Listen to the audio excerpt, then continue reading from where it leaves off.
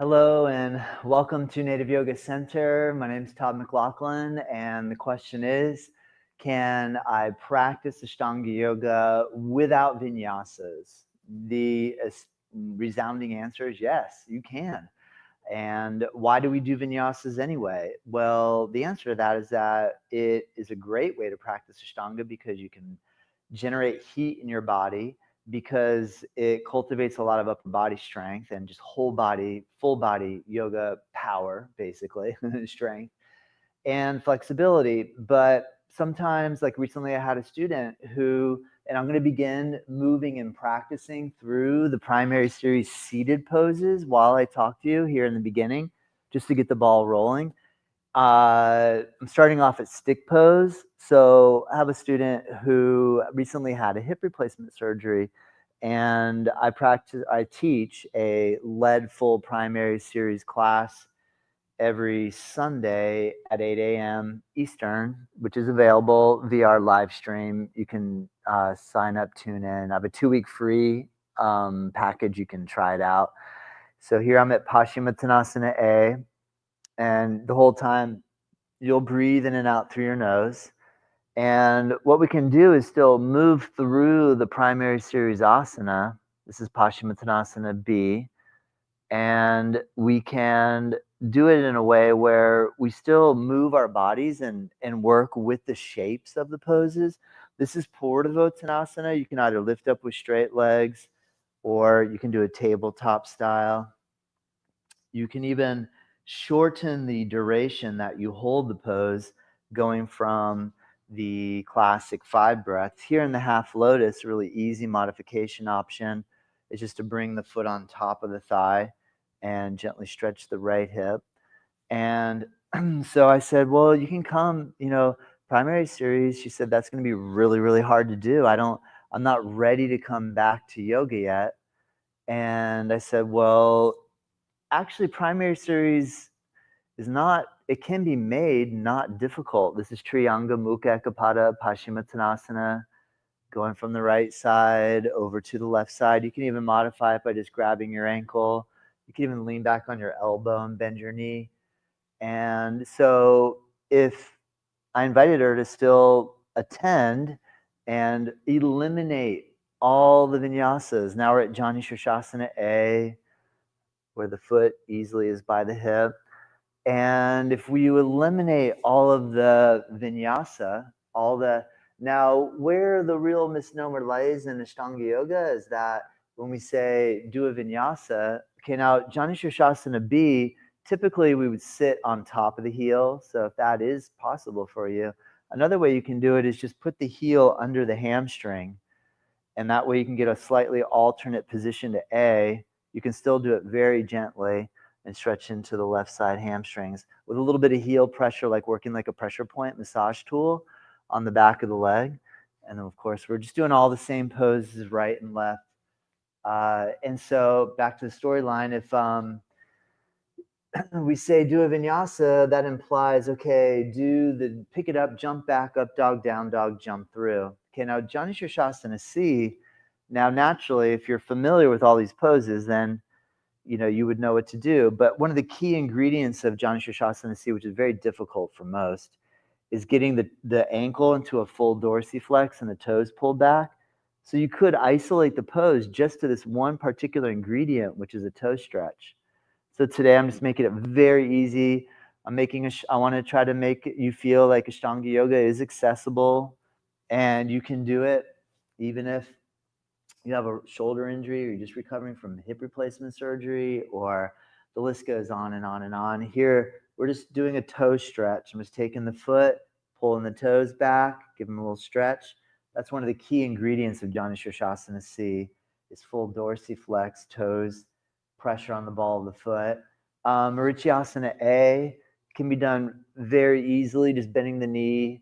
Of course, if you know how to wrap the arm, you can wrap around, but you can do a nice hip stretch and work some relaxation in the lower back. And we do the other side, and same rules would apply. Of course, you can wrap around and catch, but here I'm just doing a Marityasana A. Marityasana B, I'm going to make it really easy. I'm going to bring my left foot in, the right knee bends. I'm just going to lean the body forward, Now, I can still practice vinyasa, meaning vinyasa's literal translation is breath, movement, synchronicity. So I can set the pose up, take an inhale, and exhale, gently fold forward. If you have the arm wrap in Vrichyasana B, you can do the arm wrap too. I can inhale and come up, and that's vinyasa. Exhale, release. Okay, Vrichyasana C. I can set up, I'm just, in reference to, just so it's really clear, no vinyasas, question mark. Is it possible to practice? Well, I'm still going to coordinate my breath with my movement. So I'm still working the vinyasa method, breath movement coordination method. The other side, Vrichyasana C, you can just grab your knee, and I'm just doing a simple twist. If you can reach up and wrap around, you can work the bind. As long as, now, granted, am I as warmed up? No. Would I want, personally, me, would I want to push into Maruchyasana D right now, not having had a chance to warm up my body with the up dog and down dogs in between? Today, no, because my knees are a little, I don't know what the right word is, arthritic, cranky, sore. So Vrichyasana D, I'm doing a real simple, just twist over my left leg, my right knee is bent, left knee is up, leaning on my back hand, twist. So I'm still practicing the pose. I'm just taking it easy on it. We come into the boat pose, balancing on the hips. We can make boat pose a lot easier by holding the back of the legs, but I can still exercise my balance. I can still work on a little lift up, holding the boat. I'm moving quickly just because I want to give you some ideas of different ways that you can modify each of the poses instead of actually holding each one for 5 breaths. That was 4. Doing my last boat 5 times. I'm just making it really easy. Of course, if you can do full boat pose, but you can always modify it. And we can keep going on and on. Bhujapadasana, which is the classic one where we wrap the legs around, cross, and bring the head down. Well, you can make it easy with a malasana and a deep squat stretch, or sometimes students aren't able to bend the knees or ankles much, so we hold Bhujapadasana up here. Kordhamasana, eventually we're aiming to bring our arms under the legs. However, that's a real challenging point for a lot. So if you put your feet on the floor and you just kind of reach either under, wrap around, and grab your feet this way, you can work your turtle here. You can also work your turtle here, and you can just kind of hold the knees. Some of us that have lumbar back issues, compressed discs, we got to be careful about how much movement we put into this area. We want to develop a little more strength and a less bendability. So that's why this one can be good, because you can keep the spine relatively straight. Sleeping turtle, now that same theory can be applied here. Feet together, kind of like bound angle Baddha Konasana, but with your feet a little forward. I have my hands under the ankles, and I'm just coming forward here, stretching into the hips.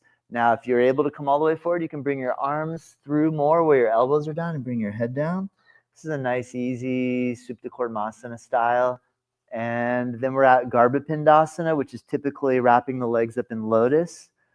But again, so why would someone be against me teaching you Ashtanga Yoga like this? Well, because in the hardcore Ashtanga circles, you have to do the pose exactly the way the teacher says you have to do it, or you can't go to the next pose. Well, that's really cool when you're in India, because everyone's going to India specifically to study Ashtanga Yoga. But what I find, I've had a yoga studio here for 19 years, same location. Well, people that come in for class, okay, then we have what's the rollback. They're not going to India to study yoga. They're coming in to just take a yoga class. And so I love Ashtanga so much. I just want to make it where, yeah, you can participate. Of course you can participate. I like to keep a very welcoming environment. I recommend, if you have a yoga studio and you're an Ashtanga yoga teacher, I recommend do it however you want. But I recommend keep the environment an open, friendly environment, so more people want to practice Ashtanga Yoga. But that's my own theory. But I've also been in business for 19 years, so you got to figure out how to make it work.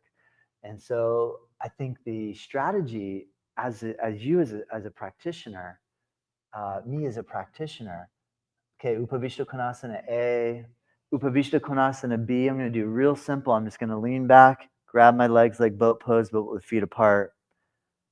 Is how can we figure out a way that you can do it? And the other big key is I want you to be able to feel better after yoga. This whole idea of doing yoga and then getting hurt, I think, is kind of an interesting one.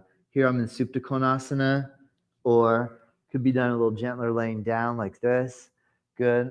And then we make our way into a laying down leg raise. So I'm just cruising through the primary series in exactly the order of primary series. I've just eliminated a lot of the jumping motion in the up dog, down dog. There's obviously a lot of intricacy in the primary series and all of Ashtanga in terms of breath movement coordination. But this way, and if you have a very short amount of time to practice for the day, why not move through the poses in a way where you can still get a little bit of movement for yourself and some breathing and some meditation. This is Ubaya Padangusthasana, of which you could do down low, grab your toes and just try to float your feet in the air. Or Urdhva Paschimottanasana, you could do a little bit more like a boat pose. If you have the range to grab your heels, you can balance and straighten your legs here. But if that's too much, just grab behind and try to straighten your legs.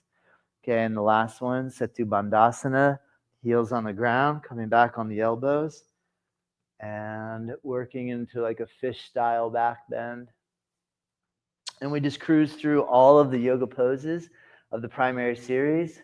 I did not break a sweat on purpose. I don't want to break a sweat right now. I just want to show you how to do so. And then that wasn't so hard. Did you think that was difficult? Maybe watching me, you might have thought, I can't do that. I don't know if I could do that. But the key is just breaking it down into little components. And so if you have any specific questions, send them my way. If you're working on a pose and you're wondering, what should I do in this one? Or what could I do in this one?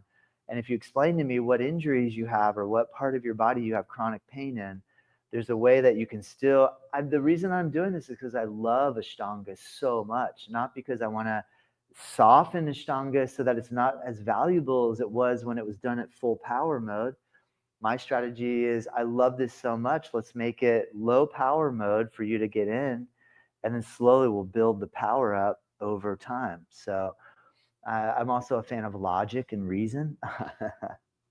So if you are too, let's practice.